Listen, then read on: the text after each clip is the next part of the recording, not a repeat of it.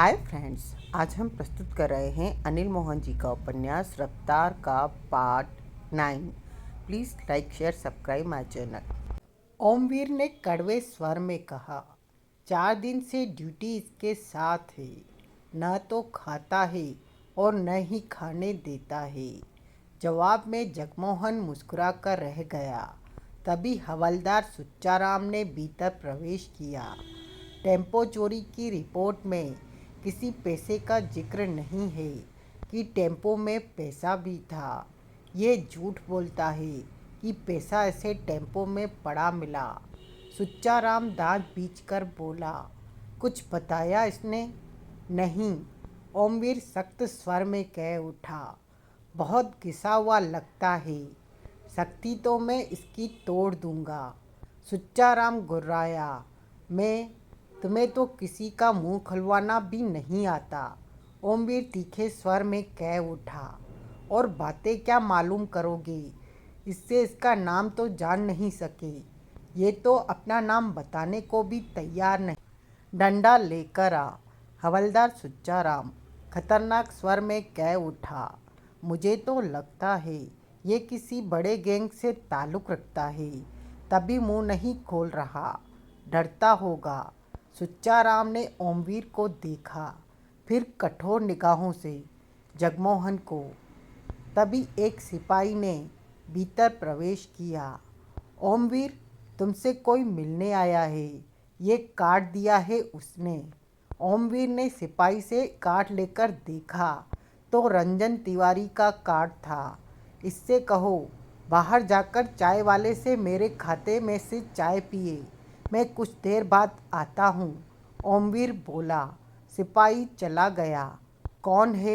सुच्चाराम ने पूछा। दोस्त है। अब इसका मुंह कैसे खुलवाना है? ओमवीर कह उठा। डंडा ला। ओमवीर फौरन डंडा लाया। सुच्चाराम डंडा थामे जगमोहन पर टूट पड़ा। ओमवीर गहरी सांस लेकर इधर उधर देखने लगा। देवराज चौहान और सोहनलाल चूनाभट्टी थाने के आसपास ही टहल रहे थे। थाने के आहते में खड़ा टेम्पो उन्होंने देख लिया, जिसे देखते ही देवराज चौहान के चेहरे पर कसाव आ गया। पुलिस स्टेशन में लोगों का और पुलिस वालों का आना जाना बराबर लगा था।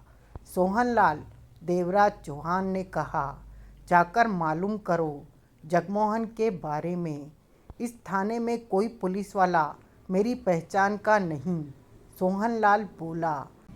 पहचान वाला हो या न हो, मालूम तो करना ही है। देवराज चौहान का स्वर सख्त हो गया। सोहनलाल सिर्फ सिर हिलाकर रह गया। मालूम करने के लिए मेरा पुलिस स्टेशन में जाना ठीक नहीं। तुम्हारे बनिस्पत मुझे जल्दी पहचाना जा सकता है, तब हालात और भी बिगड़ जाएंगे। देवराज चौहान ने गंभीर स्वर में कहा, मैं समझता हूँ। तभी उनकी निगाह रंजन तिवारी पर पड़ी, जो थाने से एक सिपाही के साथ निकला था और सिपाही उसे चंद कदमों दूर फुटपाथ पर बैठे चाय वाले के पास छोड़ गया। सिपाही और रंजन तिवारी इस दौरान हंस हंस कर बातें कर रहे थे। सिपाही के जाने के बाद उसने सिगरेट सुलगा ली थी। सोहनलाल, उस आदमी को देख रहे हो जो चाय वाले के पास, जिसे सिपाही छोड़ गया? सोहनलाल ने टोका। हाँ, वो किसी भी तरह से पुलिस वाला नहीं लगता और सिपाही उससे घुल मिल कर बातें कर रहा था। सोहनलाल ने देवराज चौहान को देखा, यानी कि जगमोहन के बारे में खबर पाने के लिए उसे इस्तेमाल किया जा सकता है। कोशिश करके देख लेने में कोई हर्ज नहीं, लेकिन पहले चेक कर लेना कि वो हमारे काम आ सकता है या नहीं। जब विश्वास हो जाए तो तभी उससे बात करना, नहीं तो नहीं। सोहनलाल रंजन तिवारी की तरफ बढ़ गया। रंजन तिवारी और ओमवीर में पुरानी पहचान थी। रंजन तिवारी को जब भी पुलिस की भीतरी खबर पानी होती तो वो ओमवीर का इस्तेमाल करता। ओमवीर उसे काम की खबर ला देता और मेहनत की कीमत उससे वसूल लेता। रंजन तिवारी शाहिद खान से मुलाकात करके सीधा ओमवीर के पास आया था।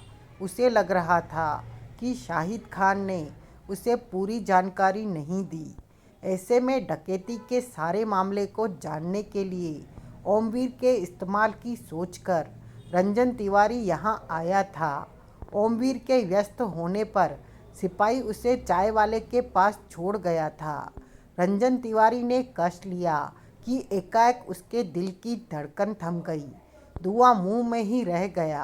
आंखों में अविश्वास नाच उठा। सामने से सोहनलाल आ रहा था। वही सोहनलाल जिसे चंद घंटे पहले वीडियो फिल्म में स्टील केबिन का ताला खोलते हुए देखा था। उसने कपड़े भी वही पहन रखे थे। रंजन तिवारी को विश्वास नहीं आ रहा था कि इस तरह बिना ढूंढे सोहनलाल उसे नजर आ जाएगा। उसे लगा कि 4.5 अरब के हीरे मिलने में अब ज़्यादा देर नहीं लगेगी। रंजन तिवारी ने तुरंत अपनी बदली हालत को ठीक किया। लापरवाही से चलता सोहनलाल चाय वाले के पास आकर रुका। चाय बनाना? सोहनलाल ने कहा। अभी लीजिए, पहले से ही व्यस्त चाय वाला कह उठा। एकाएक सोहनलाल रंजन तिवारी के पाँव के पास झुका और ज़मीन को हाथ लगाकर सीधा खड़े होते हुए मुस्कुराकर रंजन तिवारी से कह उठा, आपका कुछ गिरा तो नहीं? मेरा? रंजन तिवारी के होठों से निकला। नहीं तो? पहले से ही हथेली में दबा रखा 100 का नोट सोहनलाल ने उसकी तरफ किया। ये आपका है? आपके जूतों के पास पड़ा था। रंजन तिवारी के मस्तिष्क को तीव्र झटका लगा। वो फौरन से भी पहले समझ गया कि 100 का नोट उसका नहीं है और न ही उसके पाँव के पास पड़ा था। अगर सोहनलाल 100 का नोट लेकर ये हरकत कर रहा है तो यकीनन इसके पीछे कोई खास बात होगी। सोहनलाल भी क्या जानता था कि उसका टकराव काइया इंसान से हो गया है। वाह जनाब वाह! दांत दिखाकर रंजन तिवारी उसके हाथ से 100 का नोट लेकर अपनी जेब में ठूसता हुआ बोला, मैं तो समझता था कि दुनिया में शराफत पूरी तरह से ही उठ गई है, लेकिन गलत सोचता था। आपके रूप में शराफत अभी जिंदा है, वरना आज के ज़माने में 100 का नोट किसी को कोई देता है? आपकी ईमानदारी देखकर मुझे खुशी हुई। चाय मेरी तरफ से। सोहनलाल समझ गया कि ये लालची आदमी है, इसे इस्तेमाल किया जा सकता है। धन्यवाद। सोहनलाल मुस्कुराया। वैसे आप गलत सोचते हैं कि दुनिया में शराफत उठ गई है। शराफत के दम पर ही दुनिया कायम है। आप क्या पुलिस वाले हैं? नहीं साहब। रंजन तिवारी ने गहरी सांस ली। मैं पुलिस वाला होता तो मज़े आ जाते। सरकार से भी नोट लेता और पब्लिक से भी। कितना किस्मत वाला होता तब मैं। लेकिन सारे पुलिस वाले तो ऐसा नहीं करते। मैं तो अपनी बात कर रहा था। मुझे दूसरों से क्या? वो एक कांस्टेबल है इस थाने में। उसे माल देकर अपना काम करवाता हूँ जब भी कोई काम अटक जाता है। रंजन तिवारी ने कहा। चाय बन गई। दोनों ने चाय के गिलास थाम लिए। काम तो मेरा भी अटका हुआ है, लेकिन मैं किसी पुलिस वाले को नहीं जानता। वो पैसे लेकर मेरा काम कर लो बात। मेरे होते हुए आपको फिक्र करने की क्या ज़रूरत है? आप जैसे शरीफ आदमी के काम आकर मुझे खुशी होगी, वरना आजकल 100 का नोट कौन वापस देता है? वैसे काम क्या है? थोड़ा सा बड़ा, थोड़ा सा छोटा है। अजी बड़े छोटे की फिक्र मत करो। अपना वो कांस्टेबल बड़े कमाल की चीज़ है। काम तो बताइए आप। रंजन तिवारी इस तरह बोला जैसे उसका बहुत ही पुराना वाकिफकार हो। कांस्टेबल को नोट मिलेंगे तो पक्का काम करेगा। मैं करा दूंगा बात। नोट तो दे देंगे। काम? मेरा एक दोस्त है, कभी कभी उसका दिमाग हिल जाता है और उल्टा काम कर बैठता है। सोहनलाल ने अफसोस भरे स्वर में कहा। कल उसका दिमाग फिर हिला तो उसने टेम्पो चोरी कर लिया और पकड़ा गया। टेम्पो? रंजन तिवारी चौंका। क्या हुआ? कुछ नहीं। रंजन तिवारी ने फौरन खुद को संभाला। कुछ चोरी ही करना था तो कार वगैरह चोरी करता, ये टेम्पो चोरी करना अजीब बात नहीं है क्या? इसलिए हैरानी हुई, जबकि रंजन तिवारी तुरंत समझ गया था कि ये उसी टेम्पो की बात हो रही है जो उस पुलिस स्टेशन के बाहर मेन हॉल के ऊपर खड़ा था। और उसके ख्याल के मुताबिक उस टेम्पो के पास जगमोहन था। जब उसका दिमाग हिल जाता है तो वो ऐसे ही अजीब काम करता है। अब दिक्कत ये है, मेरे भाई की कल उसे अदालत में पेश किया जाएगा। वहाँ तो ये नहीं कहा जा सकता कि जब उसने टेम्पो चोरी किया तब उसके दिमाग की हालत ठीक नहीं थी। ये सुनते ही अदालत उसे पागल खाने भेजने को कह देगी।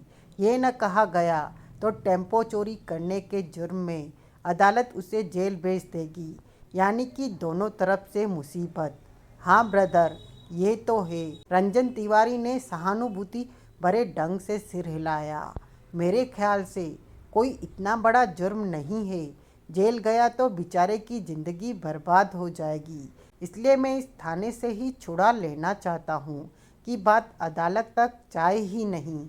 ये तो तुमने ठीक सोचा। तुम्हारा वो कांस्टेबल ये काम कर देगा, पक्का कर देगा। साला हरामी है, देर तक पुलिस की नौकरी में नहीं रह सकेगा। कभी भी गड़बड़ करते हुए पकड़ा जा सकता है। तुम्हारे सामने बात कर लेता हूँ, क्या लेगा ये बात तुम कर लेना। ठीक है। तुमने अपना नाम नहीं बताया? रंजन तिवारी बोला। सोहनलाल। मुझे रंजन तिवारी कहते हैं। सब्जी मंडी में सब्जी का होलसेल का काम है। दूर खड़ा देवराज चौहान समझ गया था कि काम बन गया है। आधे घंटे बाद ओमवीर बाहर निकलता नजर आया। आ गया अपना बंदा। रंजन तिवारी बोला, तुम यहीं ठहरो, मैं उसे पटा लूँ। तुम्हारे सामने बात शुरू होगी तो वो नखरे दिखलाएगा, भाव भी बढ़ा देगा। कहने के साथ ही वो ओमवीर की तरफ बढ़ गया। उसके पास पहुंचने पर ओमवीर मुस्कुराकर बोला, नमस्कार तिवारी साहब, बहुत दिनों बाद मेरी याद आई। यहाँ से निकल रहा था, सोचा तुमसे मिलता जाऊँ। मेरा आना तुम्हारे लिए अच्छा ही रहा। रंजन तिवारी मुस्कुराया। वो कैसे? एक मुर्गा है तुम्हारे लिए। वो खड़ा है चाय वाले के पास।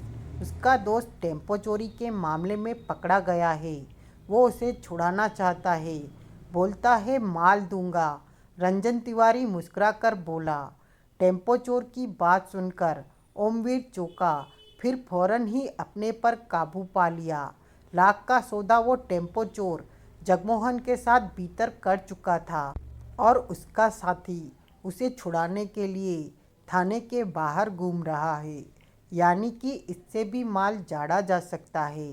टेम्पो ही चोरी किया था उसने। कोई गंभीर जुर्म तो किया नहीं था कि उसके भागने पर हो हल्ला पैदा हो जाएगा। ओमवीर, मैं चाहता हूँ तुम उस बेचारे का काम करा दो। बेचारा बहुत दुखी है। रंजन तिवारी ने कहा। ठीक है तिवारी साहब, आप कहते हैं तो करा देता हूँ। बात कर लो उससे। दोनों सोहनलाल के पास पहुँचे। ये मेरा दोस्त कांस्टेबल ओमवीर और ये मेरा दोस्त सोहनलाल है, बात कर लो दोनों। रंजन तिवारी को पूरी आशा थी कि वो बहुत जल्द 4.5 अरब के हीरो को हासिल कर लेगा। कौन सा टेम्पो चोरी किया है तुम्हारे आदमी ने? ओमवीर ने पूछा। थाने में इस वक्त सिर्फ एक ही टेम्पो खड़ा है, वो ही टेम्पो हूँ। थाने से भगाना है उसे? हाँ। क्या दोगे? 50,000। सोहनलाल ने कहा। अगर मैं तुम्हारे आदमी को थाने से निकाल दूँ तो तुम मुझे 50,000 दोगे? पक्का? पक्का। सुनो तिवारी साहब, ओमवीर ने उससे कहा, ये आपके सामने वायदा कर रहा है। हाँ हाँ, मैं गवाह हूँ। ठीक है, 50,000 ये देगा और भीतर उससे मेरी बात लाख में तय हो चुकी है। यानी कि कुल मिलाकर 1.5 लाख लूँगा। 1.5 लाख मेरे हवाले करो, रात को उसे थाने से निकाल दूँगा। ये क्या बात हुई? सोहनलाल के होठों से निकला। एक काम की, दो दो जगह कीमत। प्यारे, मेरी वर्दी का सवाल है। थाने से किसी को भगाना मजाक है? मेरी नौकरी जा सकती है। दे दो दे दो। रंजन तिवारी जल्दी से कह उठा। 1.5 लाख देकर सारी परेशानियां दूर हो जाएंगी। सोहनलाल ने ओमवीर को घूरा। रात को काम पक्का हो जाएगा? डबल पक्का। तुम नोट दो। यहीं रुको, अभी आता हूँ। आ जाना, ओमवीर ने जल्दी से कहा। कितनी देर में आ रहे हो? 10 मिनट में। रंजन तिवारी यूँ तो ओमवीर से बातें कर रहा था, परंतु नज़रें सोहनलाल पर थी, जो कुछ दूर देवराज चौहान के पास पहुंचकर रुका था। देवराज चौहान को पहचानते ही रंजन तिवारी का दिल जोरों से धड़का। तो देवराज चौहान भी यहाँ है, यानी कि भीतर पक्का जगमोहन है। और सोचो ही सोचो में वो खुद को 4.5 अरब के हीरो के करीब महसूस करने लगा कि वो अब उसके हाथ में आए ही आए। सोहनलाल वापस लौटा। हाथ में छोटा सा लिफाफा थमा था। ये 1.5 लाख रुपए हैं। सोहनलाल ने लिफाफा थपथपाया। 1.5 लाख? ओमवीर ने अजीब से स्वर में कहा। इतने से 500 की 3 गड्डियाँ हैं। ठीक है। ओमवीर दोनों हाथ जेब में डालकर बोला। वो पान वाला है ना, उधर, उसे दे दो। सोहनलाल ने सिर घुमाकर कुछ दूर बैठे पान वाले को देखा, फिर उधर ही बढ़ गया। ओमवीर, रंजन तिवारी मक्खन भरे स्वर में बोला। तुम्हारे तो मज़े आ गए। आपकी दया है तिवारी साहब। ओमवीर मुस्कुराया। सोहनलाल वापस आ गया। जाओ तुम, रात को तुम्हारा आदमी थाने से बाहर होगा, कहकर ओमवीर थाने के गेट की तरफ बढ़ गया। सोहनलाल एक कागज़ निकालकर रंजन तिवारी को थमाता हुआ बोला। ये कागज़ मेरे दोस्त तक पहुंचा दो। उस पुलिस वाले को मत पढ़ने देना। उसे बोलना सोहनलाल ने दिया है। ठीक है, कहने के साथ ही रंजन तिवारी जल्दी जल्दी ओमवीर की तरफ बढ़ गया। उसके साथ ही रंजन तिवारी समझ चुका था कि कागज़ में उस जगह का पता लिखा होगा जहां जगमोहन को पहुंचना है।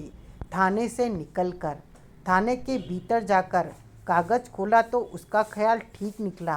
वो बंगले का ही पता था। रंजन तिवारी ने पता याद कर लिया और ओमवीर के साथ जाकर कागज़ जगमोहन को थमा दिया और 5 मिनट में ही बाहर रंजन तिवारी ने सोहनलाल को खबर दे दी कि वो कागज़ जगमोहन को दे आया है। सोहनलाल ने 10-20 बार उसे धन्यवाद देकर उससे विदा ली। रंजन तिवारी के चेहरे पर चमक भरी मुस्कान नाच उठी। अमृतलाल और बुझे सिंह पुलिस स्टेशन पहुँचे। बाहरी गेट पर एक के बाद एक पुलिस की गाड़ियां आ जा रही थी। बुझे सिंह जल्दी से पुलिस वाले के पास पहुंचा और हाथ जोड़कर कह उठा। माई बाप पायल लागू। जी वो गोल गोल, मोटी मोटी। बुझे सिंह हाथ के इशारे से उनकी गोलाई और मोटाई भी बता रहा था। हेडलाइट और टूटा फूटा बॉक्स मिल गया होगा क्या? पुलिस वाले ने उसे घूरा। नहीं समझे? मेरा मतलब है कि इन साहब को क्या पता? अमृतलाल जल्दी से कह उठा। जहाँ रिपोर्ट लिखाई थी उन्हें पता होगा। चल ठीक है उस्ताद जी, चलो। मैंने तो सोचा था बाहर ही बाहर से काम हो जाए, भीतर जाकर टाइम खराब न करना पड़े, पर क्या फ़र्क पड़ता है? आपके पास तो टाइम ही टाइम है। टाइम तो तब नहीं होगा जब नान की रेहड़ी पर कार में बैठकर नान बेचने जाया करेंगे। दोनों आगे बढ़ गए। सोच समझकर बातें किया कर। तेरी बातें सुनकर कभी कोई टांगे तोड़ देगा। अमृतलाल तीखे स्वर में कह उठा। उस्ताद जी, कहते हुए बुझे सिंह ठिठका। उसका चेहरा लटक गया। मेरी बहन तो बर्बाद हो गई। क्या? मेरी बहन तो शादी से पहले ही बर्बाद हो गई। बुझे सिंह दुख भरे स्वर में कह उठा। मेरे और आपके बीच जो फासले खत्म हुए थे, दूरियां मिट गई थी, वो सब कुछ फिर से पैदा हो गया। मेरी बहन की किस्मत ही खराब है, उसकी शादी नहीं हो सकती। वो आप जैसे देवता को पति के रूप में नहीं पा सकती इस जन्म में। क्या बकवास कर रहा है? कुछ नहीं हो सकता उस्ताद जी। मुझे से ये पूरी तरह बुझ गया। वो देखो, उस तरफ आपकी खुशियाँ खड़ी है। अमृतलाल ने उस तरफ देखा। दूसरे ही क्षण चेहरे पर अजीब से भाव उभरे। चेहरे पर खुशी ही खुशी नाच उठी। थाने के आते में एक तरफ उसका टेम्पो खड़ा नजर आ रहा था। माँ, मेरा टेम्पो? अमृतलाल का स्वर खुशी से काँप उठा। वो इस वक्त टेम्पो नहीं, मेरी बहन की दुख भरी दास्तान है। टेम्पो ना मिलता तो कभी तो आप मेरी बहन से शादी कर ही लेते। एक आशा थी मन में, वो भी खाक हो गई। मुझे सी मुंह लटकाए कह उठा। अमृतलाल जल्दी से आते में खड़े टेम्पो के पास पहुंचा। वहां और भी वाहन खड़े थे। वो हाथ लगा लगा कर टेम्पो को छू छू कर देखने लगा। शायद उसे विश्वास नहीं आ रहा था कि उसका चोरी हुआ टेम्पो मिल गया है। मुझे सिंह के पास जाकर अमृतलाल कांपते स्वर में कह उठा, मुझे ये मेरा टेम्पो है ना? उस्ताद जी, आपका ही होगा। नंबर तो 2000 ही है। मैं तो इतना जानता हूँ कि पहले इस टेम्पो की झाड़ू सफाई मैं ही करता था और अब फिर यही काम करना पड़ेगा। नान वाला प्रोग्राम तो ख़त्म हो ही गया। मैंने तो सोचा था कि मेरी बहन 10-15 दिन में आपके नाम का सिंदूर मांग में भर लेगी, लेकिन छोड़ो उस्ताद जी, कुछ नहीं बचा। देखो, आप सारी उम्र टेम्पो पर ही हाथ फेरते रह जाओगे, शादी नहीं हो पाएगी। अमृतलाल तो अपनी ही खुशी में खोया हुआ था।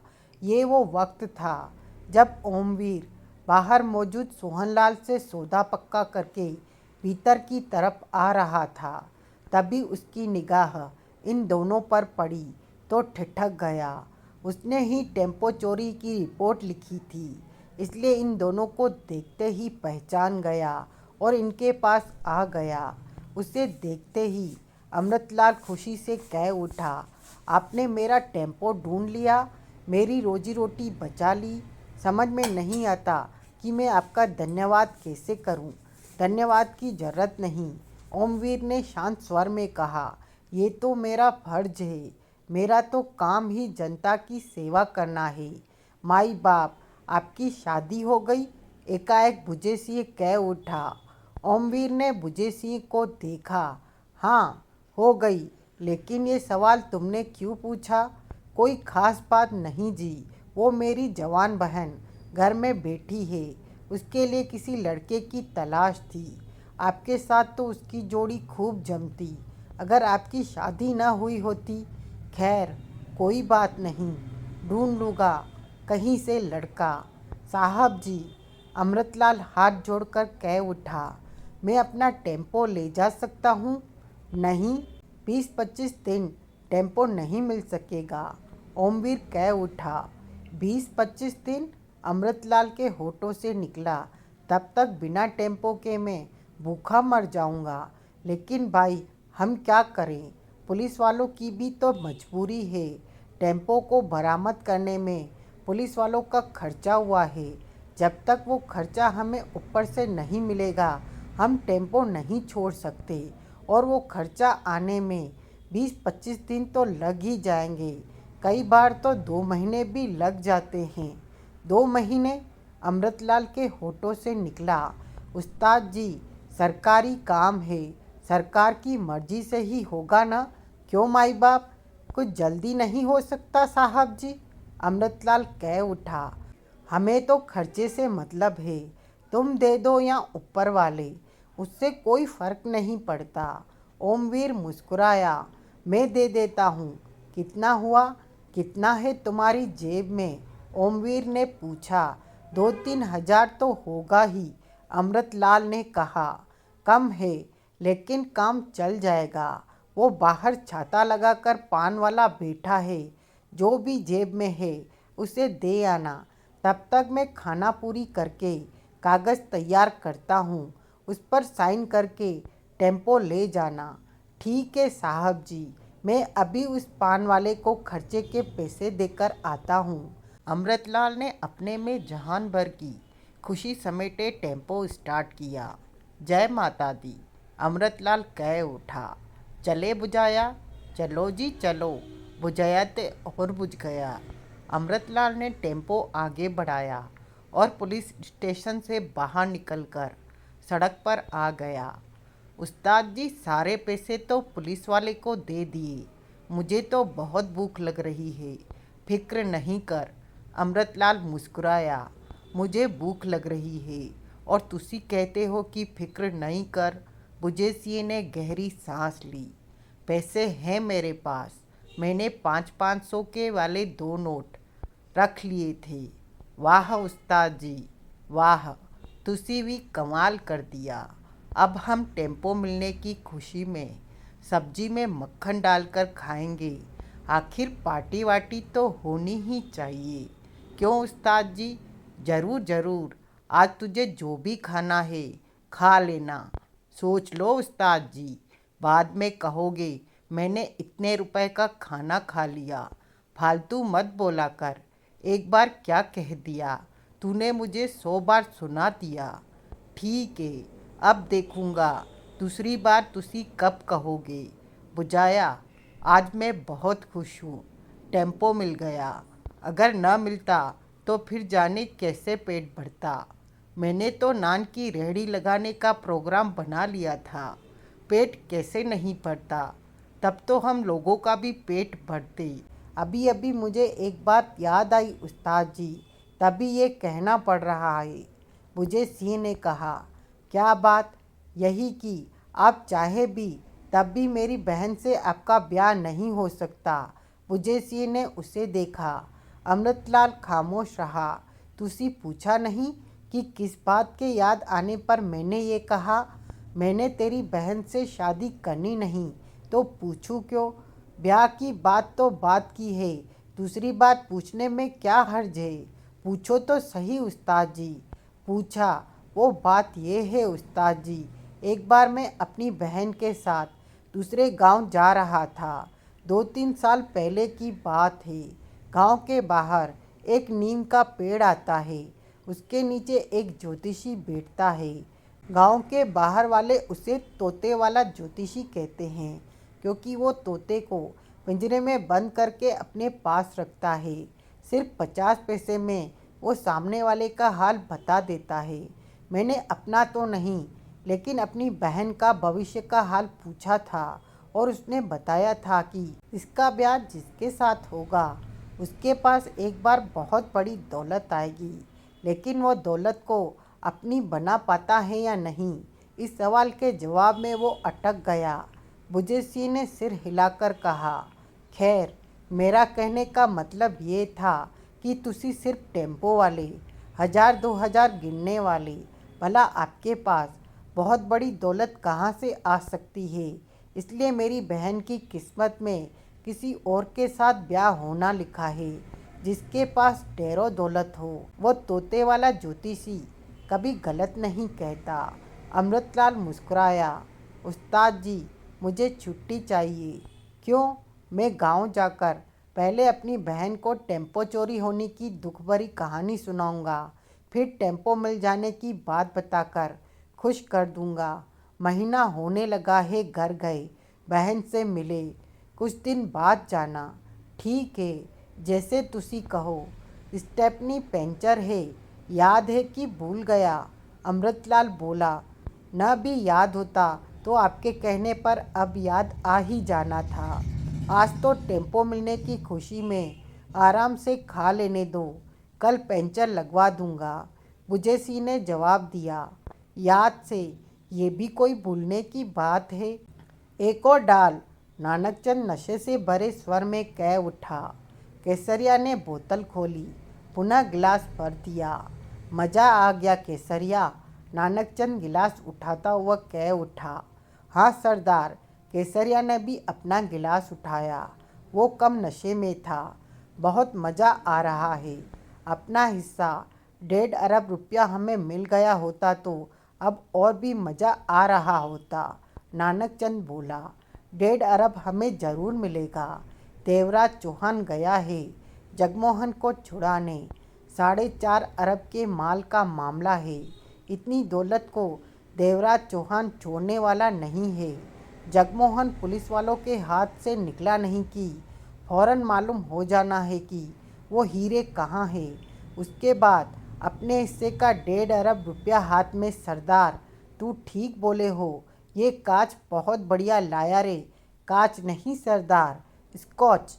स्कॉच, हाँ हाँ, वो ही कांच। कहने के साथ ही नानकचंद ने एक ही सांस में आधा गिलास खाली कर दिया। दोनों बंगले में ड्राइंग हॉल में बैठे बोतल खाली कर चुके थे।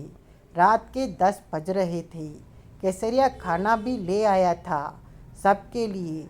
भटनागर ने खाना खा लिया था और किचन में पड़े बर्तनों में डालकर ऊपर बेडरूम में मौजूद जया केटली को खाना दे आया था। केसरिया ने चंद कदम दूर सोफे पर पसरे भटनागर को देखा। तेरा क्या ख्याल है भटनागर? केसरिया ने पूछा। हीरे मिल जाएंगे? हाँ, भटनागर के स्वर में विश्वास था। हीरे जगमोहन ने छुपाए हैं और पुलिस वालों के हाथों से जगमोहन बहुत जल्द आज़ाद होगा। हीरे कहीं नहीं जाने वाले। तुम्हारा कितना हिस्सा है उन हीरों में? जितना भी हो, तुम अपने हिस्से की सोचो। हमें क्या, तुम सारा ले लो। हमें तो अपना 1.5 अरब चाहिए। क्यों सरदार? बिल्कुल बिल्कुल। भटनागर ने दोनों को ठीक ठाक नशे में पाया तो उठते हुए बोला, खाना जब भी खाना हो खा लेना। किचन में पड़ा है। मैं सोने जा रहा हूँ। कहाँ? उधर दीवान पर। केसरिया ने देखा। कुछ दूर पर दीवार के साथ दीवान बिछा हुआ था। छोरी का ध्यान कौन रखेगा? वो कहीं नहीं जा सकती। कमरे में बंद है और ताले की चाबी मेरे जेब में है। भटनागर दीवान की तरफ बढ़ गया। तो सरदार, गिलास तो खाली हुआ नहीं। हो जाएगा केसरिया, हो जाएगा। रात भी अपनी गिलास और अपना। आगे मत बोलना सरदार, उसे सो लेने दो। केसरिया ने धीमे स्वर में कहा। 10 मिनट में ही भटनागर थका हारा गहरी नींद में डूब चुका था। सरदार, वो तो नींद में लुढ़क गया। अच्छा हुआ तू जाकर छोकरी को देख कर आ। बिल्कुल फिट माल है। दरवाजे का ताला बंद है।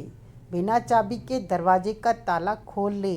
छोटा सा काम है, कर नहीं सकता क्या? नानकचंद जल्लाया। कर लूँगा सरदार। तो जा, ये भी देख के आना वो सीधी लेटी है कि उल्टी, कपड़े उतार रखे या पहन रखे हैं। चिंता मत करो सरदार, जो तुमने नहीं कहा वो भी देख आऊँगा। पक्की रिपोर्ट दूंगा। कहने के साथ ही केसरिया ने गिलास खाली किया, टेबल पर रखा और उठ खड़ा हुआ। जल्दी आना। नानकचंद का स्वर नशे में जर्जरा रहा था। गया और आया सरदार। दोनों दरवाजे खोल आऊं? दोनों दरवाजे? ये दूसरा कौन सा? ओह, रहने दे। दूसरा दरवाज़ा पहले से ही खुला होगा। वो कोई बच्ची नहीं है, काफ़ी बड़ी है। सोच लो सरदार, ये शहर है और यहाँ सब कुछ खुला रहता है। तू जा और वापस आ। ठीक है सरदार, तुम्हारी मर्जी। केसरिया कहने के पश्चात ही ऊपर जाने वाली सीढ़ियों की तरफ बढ़ गया। नानकचंद ने नशे से भरी आंखों में उसे जाते देखा। फिर दीवान पर सोए भटनागर को। वाह, अब मज़ा आएगा शहरी छोरी के साथ। उसके बाद पेट भर के खाना खाऊंगा। उसके बाद इंतज़ार में 10 मिनट ही बीते होंगे कि नशे की अधिकता की वजह से नानकचंद सोफे पर ही लुढ़क गया। रात के 11 बजे देवराज चौहान और सोहनलाल ने भीतर प्रवेश किया। ड्राइंग हॉल में पड़े नानकचंद और भटनागर पर उनकी नज़र पड़ी। फिर टेबल पर खाने पीने के सामान और विस्की के खाली गिलास पर नज़र पड़ी तो सोहनलाल कह उठा, पी पा के पड़े हैं। वो लड़की जया अब तक भाग गई होगी। देवराज चौहान के होठ बिछ गए। देखो, लड़की है या चली गई? देवराज चौहान दांत पीच कर बोला। सोहनलाल बंगले के नीचे वाला हिस्सा चेक करने लगा और देवराज चौहान ऊपर की तरफ बढ़ गया। पहली मंजिल पर सीढ़ियों की समाप्ति पर पहुंचते ही देवराज चौहान ठिठका। सामने ही केसरिया की खून से लथपथ लाश पड़ी थी। देवराज चौहान का चेहरा कठोर हो गया, जिस्म पर जगह जगह चाकू के निशान थे। बहुत बेदर्दी से चाकू के वार किए गए थे। चाकू का एक वार गर्दन काटने वाले ढंग से भी किया गया था। आसपास बिखरा खून यही बता रहा था केसरिया की हत्या यहीं की गई है। बिखरे खून के हालात बता रहे थे कि उसे मरे ज़्यादा देर नहीं हुई है। सोहनलाल, देवराज चौहान ने ऊंचे स्वर में पुकार कर नीचे देखा। नीचे सोहनलाल नजर आया, जो ऊपर देख रहा था। नानकचंद और भटनागर को उठाओ, देवराज चौहान ने बीचे स्वर में कहा। कोई खास बात? केसरिया लाश बना मिल गया है। चाकू से गोद गोद कर बुरी तरह मारा गया है, देवराज चौहान ने कहा। मेरे ख्याल में वो लड़की भाग गई है। उसी ने केसरिया को मारा है। ओह! कुछ ही पलों में सोहनलाल नानकचंद और भटनागर के साथ वहां मौजूद था। केसरिया की लाश देखकर नानकचंद हक्का बक्का रह गया था। उसकी अविश्वास से भरी नजरें समझ नहीं पा रही थी कि केसरिया को मरा माने या नहीं। भटनागर अजीब सी निगाहों से केसरिया की लाश को देख रहा था। तुम लोग एक लड़की को संभाल कर न रख सके? देवराज चौहान ने दांत पीचकर कहा। वो भाग ही नहीं गई, बल्कि जाते जाते केसरिया की जान भी ले गई। हैरानी है, भटनागर अजीब से स्वर में कह उठा। जिस तरह के जबरदस्त वार केसरिया पर किए गए हैं, उससे जाहिर है कि वो बहुत हिम्मत वाली लड़की थी। लेकिन एक लड़की केसरिया को इस तरह मार सकती है? सोहनलाल ने आंखें सिकोड़कर देवराज चौहान को देखा। किस जबरदस्त ढंग से वार किए गए हैं। देवराज चौहान के दांत पिच गए। केसरिया को कोई भी मार सकता था। नानकचंद दुख भरे स्वर में कह उठा। तब वो ठीक ठाक नशे में था, शायद अपना बचाव नहीं कर सका होगा उस लड़की से। बहुत बुरा हुआ। केसरिया मेरा बहुत अच्छा साथी था, इसका बहुत सहारा था मुझे। वो लड़की केसरिया को मार गई। 2 पलों के लिए वहाँ खामोशी रही। ये बंगला हमें फौरन खाली करना होगा, देवराज चौहान ने बिचे स्वर में बोला। क्या? भटनागर बोला। हाँ, वो लड़की जया हो सकती है। अब तक पुलिस के पास पहुंच गई हो। यहाँ कभी भी पुलिस घेराबंदी कर सकती है और मैं नहीं चाहूँगा कि पुलिस से मुकाबला किया जाए। इसलिए वक्त पर यहाँ से निकल चलना ही। लेकिन रात को किसी भी वक्त जगमोहन ने यहाँ पहुँचना है। सोहनलाल के होठ बिछ गए।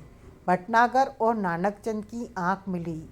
जो रास्ता बंगले की तरफ आता है, उस रास्ते पर छिपकर हमें नज़र रखनी होगी और जिसे भी जगमोहन आता दिखाई दे उसे रोक ले, देवराज चौहान ने गंभीर स्वर में कहा और नानकचंद भटनागर को देखते हुए सख्त स्वर में कहा। तुम दोनों की जरा सी लापरवाही ने सारा खेल बिगाड़ दिया। तुम पीकर लुढ़के पड़े थे और तुम्हें नींद लेने की बहुत ज़रूरत थी। एक तो लड़की पर नज़र रख सकता था। ओ केसरिया, नानकचंद भारी मन से कह उठा। लेकिन केसरिया ने कहाँ जवाब देना था। मैं लाश को इस तरह यहाँ छोड़कर नहीं जा सकता, भटनागर कह उठा। क्या मतलब? सोहनलाल ने उसे देखा। जिस पहचान वाले के द्वारा मैंने ये बंगला लिया है, यूँ तो कुछ भी हो वो मुंह बंद रखेगा। मेरा नाम उसके होठों पर नहीं आएगा। लेकिन यहाँ से केसरिया की लाश मिली तो फिर वो चुप नहीं रहेगा। ऐसे में लाश को यहाँ छोड़कर जाना ठीक नहीं। भटनागर गंभीर था। लाश यहाँ से हटानी होगी और अगर तब तक पुलिस आ गई तो? सोहनलाल ने उसे देखा। मैं नहीं जानता, भटनागर ने स्पष्ट कहा। तुम लोग मेरा साथ दो या न दो, लेकिन मैं लाश हटाने के बाद ही बंगला छोड़ूंगा।